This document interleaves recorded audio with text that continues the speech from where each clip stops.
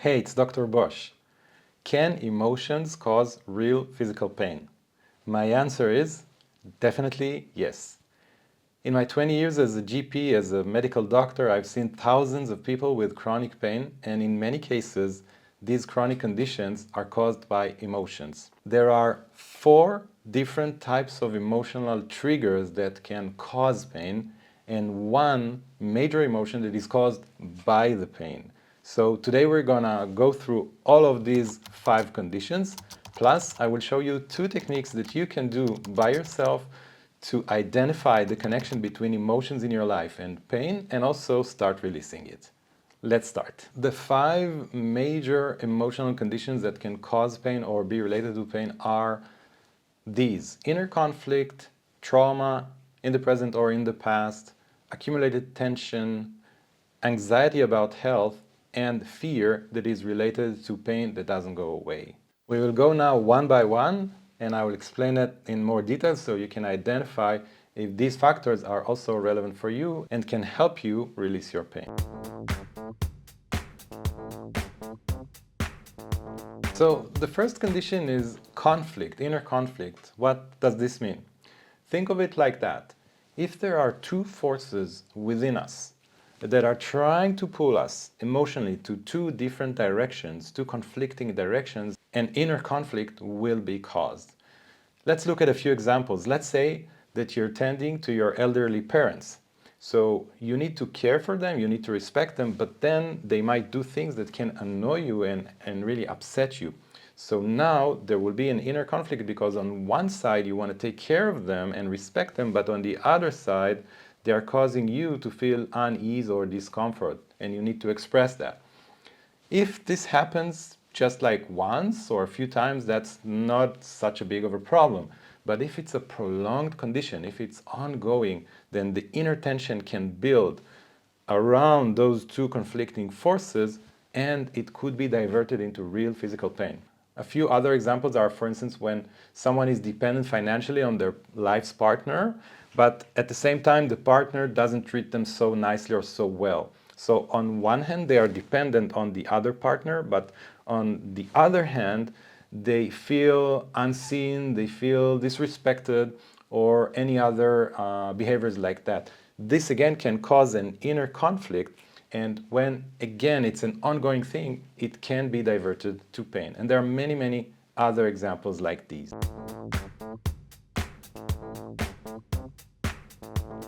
The second emotional reason is trauma. And trauma could be of 2 types. It could be a recent trauma, it could be a past trauma. Let me share with you an example. Around 10 years ago, I met a woman that went through a very difficult divorce. There were many lawsuits and struggles and financial struggles, and the former couple really fought each other. And that was a really nasty process. It was really hard for her. While she was going through this process and rebuilding her life, entering a new and a very supportive relationship, everything was okay. But when she finally got the divorce, all her symptoms came out at once. It was a complete outburst of pain. And we see that quite often when we are going through a difficult time in life and then this time ends, all the tension that's been accumulated channels itself and turns into real physical pain. So this is one example of a current trauma. A second example is a past trauma. Around 17 years ago, when I just started seeing patients, I was a young doctor in my 3rd year in the clinics, and I met a woman in her 70s. Back then she was in her 70s, and then she came into the office and we started conversing, and then I asked her, okay, so how can I help you? And then she said that she's suffering from low back pain. So I asked her, okay, can you tell me more about this pain? And then she shared this very interesting story. She told me that every year around the month of July, her back begins to ache, and it goes on for 4, 5, 6 weeks and then goes away. That was very intriguing for me because pain that comes in cycles, yearly cycles, cannot be related to any structural abnormalities. So I asked her, so did anything happen to you around the month of July or August? Anything changed in your life? And then she told me, actually, yes, 10 years ago, my husband passed away. And it was on August. And ever since, each year in July, she developed this back pain. So that showed that her husband passing away and the back pain were directly related to one another. The third emotional reason that is quite common that causes chronic pain is tension. And tension could be of two sorts, two types. One is tension that's related to the circumstances. We all live in a very high-paced society, and we have many fields of responsibilities at once, all at once. And this tends to create more and more tension within us. And when this tension accumulates and passes a certain level, the body can shunt some of this tension and turn it into real physical pain. So overwhelming tension, overwhelming responsibilities can also cause pain. And the second type of tension is tension that is created from within. It's not related to outer circumstances, but rather to what we experience within ourselves.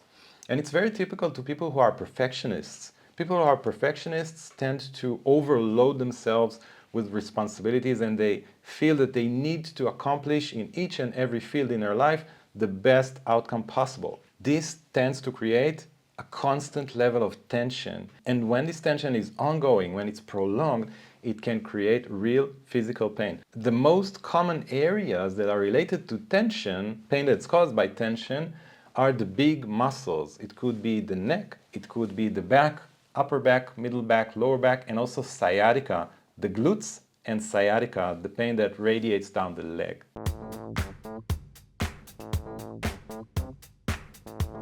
The fourth category is fear or anxiety around health. Many patients that I see have this anxiety. They are really worried that something will go wrong with their body. So whenever there's a new symptom, they begin to worry about it and ruminate. They begin to focus on it. They begin to monitor it. Is it there? How intense it is? How long has it stayed? Etc., etc. And this creates a cycle of constant tension. So higher levels of worry around health will cause our brain and nervous system to be more sensitive and interpret normal signs from the body as problems. And this again creates this loop of fear, anxiety, and more symptoms. So that's the fourth reason.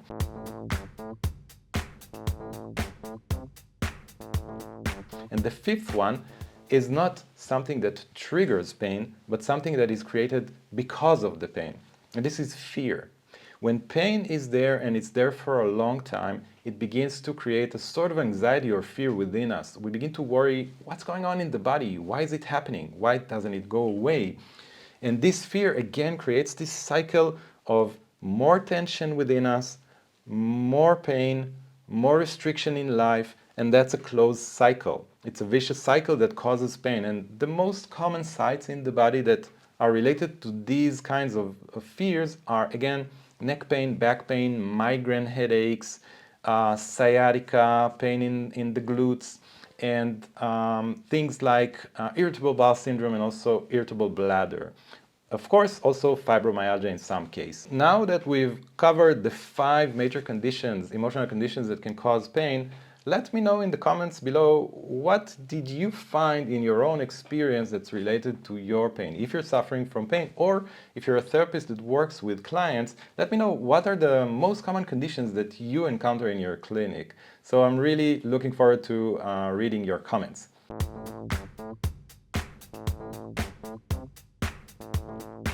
And now, let's go over to what you can do. There are 2 things I want to share today.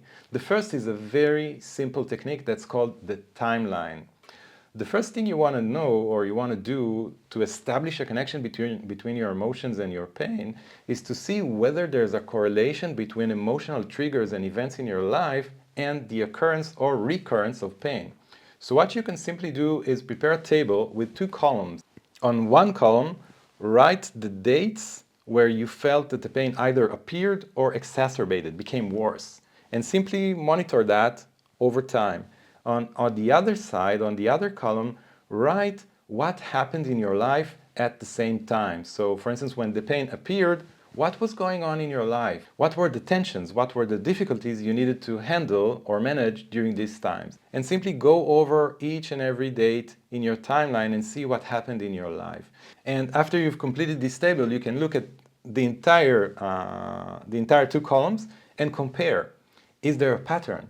Was there more pain, or did pain appear in times in your life that were more stressful? And if you recognize this pattern, this means that tensions and emotions are related to your pain and you can process them to relieve yourself from it. Second, very simple technique is journaling. What you can do is take a notebook, take a pen, and start writing what you felt or what you're feeling each and every day. You can also do it while focusing on a specific time in your life. So for instance, take a month in a year that was difficult for you and write down, write out, express everything that you felt during this period. Try to think about your thoughts, your feelings, your emotions. How did it affect your behavior during this time? Write everything down. The best practice, the best way to do it is giving it 15 to 20 minutes every day and doing it for 3 or 4 days in a row. And by the way, if writing is not your thing, what you can do is take your smartphone, record yourself for 15 to 20 minutes, simply say whatever comes up around this topic of journaling, around this topic of expressing your emotions, and then delete it. It's really important after expressing it to let it go, and deleting it is a symbolic act that allows you to do that. And by the way, if this resonates with you, don't forget to like this video so other people who need this knowledge can also find it easily. Don't forget to subscribe to the channel for more videos like that, and check out the starter kit in the link below that can give you access to more resources, more meaningful resources that can help you release your pain. So let's recap and see what we've covered today. We talked about the 5 emotional reasons that can cause real physical pain. These are inner conflict, trauma, tension, accumulated tension, anxiety and worry about health, and fear that's related to the pain.